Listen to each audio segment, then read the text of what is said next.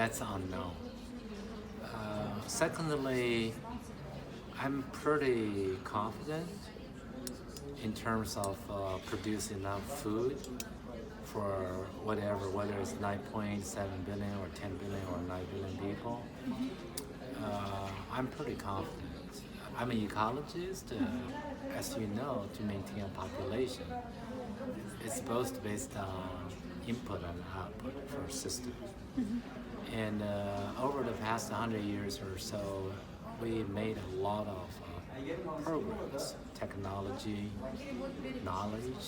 So I'm not pessimistic, but I'm pretty positive.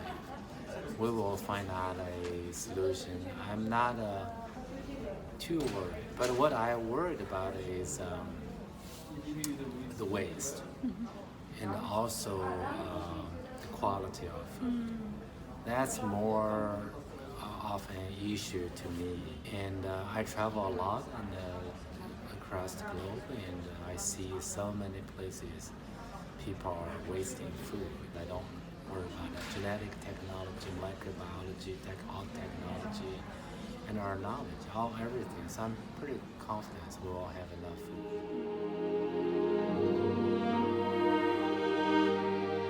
Well, actually, I would like to expand that question to beyond NASA.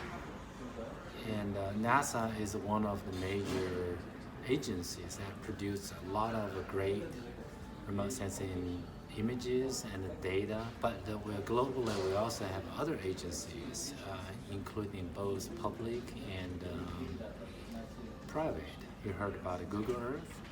It's producing a lot of good data. So yes. The answer is absolutely yes. Farmers in the future, or even now, are indeed already using a lot of the data or products from NASA, ESA, European Space Agency, or private companies. This spatial data, spatially continuous data, and also temporally continuous data provide a very valuable database to guide farmers' practices and also make forecasting of the future, near future. What we need to do is have some sort of the module or apps on the phone or on the computer. Something like your Google Map driving. Let me use an example that most people know. That is using GPS to guide your driving. And today, almost every driver has a cell phone or GPS unit. You put it there, type your simple questions, where you start, where do you want to go, or search for a nearby restaurant or recreational shopping center, right? So similar type of protocol are needed to produce some kind of the tools by linking NASA data or other satellite images. So that's called application. So we just need to get it powerful enough so that everybody can understand and can use. For example, I grew up in a farmland. So my parents or farmers in their daily practice, what do they worry about? They worry about rain, probably is number one. Are there enough water?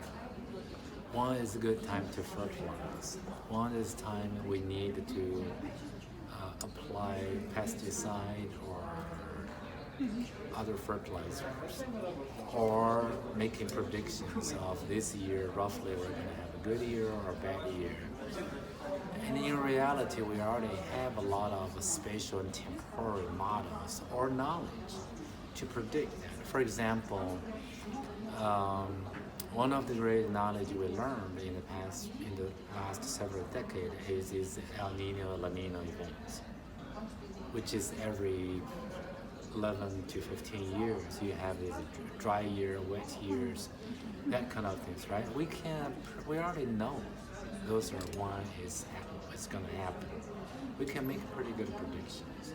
We also have a lot of good crop models or ecosystem models.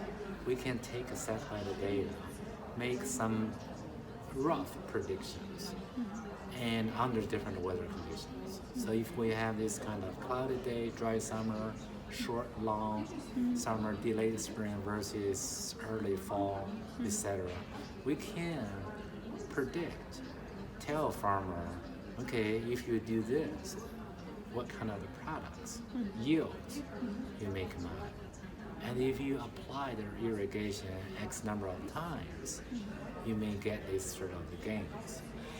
I'm an ecologist, we also have a lot of capability. We can predict the ecosystem functions. Because today, in the future, agricultural land, it's not just going to be grain production. And people will be concerned about water productions, right? Biological diversities, and whether my system looks good, scenic, aesthetic issues, right? Everybody wants to have their farm to look pretty, not just a single corn or wheat, right? We want to diversify with different kinds of crops or even interweaving with other ecosystems like grasslands. And even today, many farmers, for example, knows bees are critical, right? Without a bee production, we can't have a productive wheat or cornfield. So people know that those kind of knowledge exists. But what we need is effectively bring all this knowledge, data, including NASA data, into some sort of easy to use form, like a GPS guiding driving directions.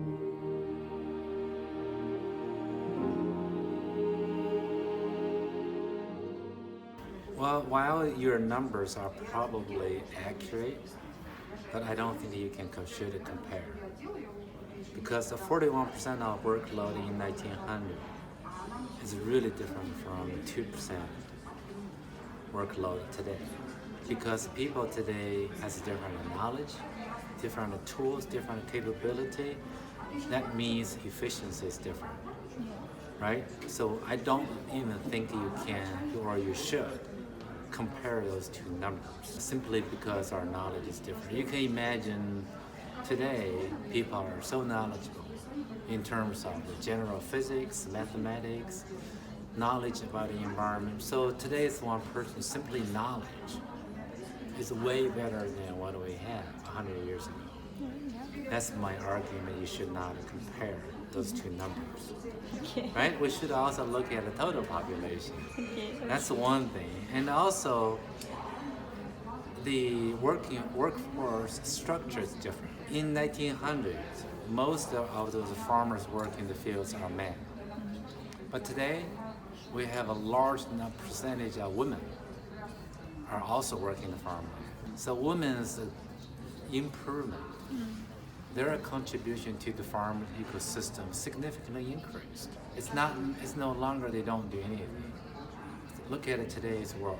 Women population farmers are huge. But anyway, regardless, answer your question. Can robots replace humans? That will never happen. So some people are worried about, robots is going to control human being. I don't think that's the case. And I'm more positive because human is so far is the only species who can generate knowledge. Robots, of course, can generate knowledge. It'll increase the efficiency, but it will never replace us.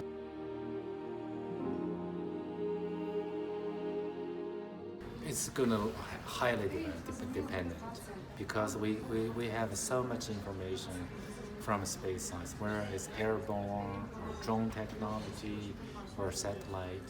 They are going to provide a lot of useful information. For example, we were not able to tell the infection of insects or pathogens in the past because of high resolution.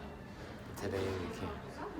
I think space science, technology, knowledge, data is going to provide us real-time access, especially with this fast-growing internet technology. In the past, we can tell model predictions. We can't calculate. We can't tell high resolution like centimeter, this high resolution. But today or in the future, we will. I think this is good enough. I'm hopeful real-time, high resolution, and needs-specific working with spatial data, or remote sensing data. For example, we probably can tell what kind of species. Even today, we can't tell, most satellite images cannot tell corn from wheat. We cannot tell. Even today, it's very difficult. But in the future, I'm very confident. With enough ground data, high resolution, high frequency data, multiple bands, I think we'll be able to tell that. And also we can tell small patch. We may have a small patch of this big, a meter, or a couple of meters. That's affected by whatever insects. I think in the future that's possible. We can tell it probably. And we need a fast, real-time response. Today we don't have that capability. I'm very hopeful very soon we'll have that technology.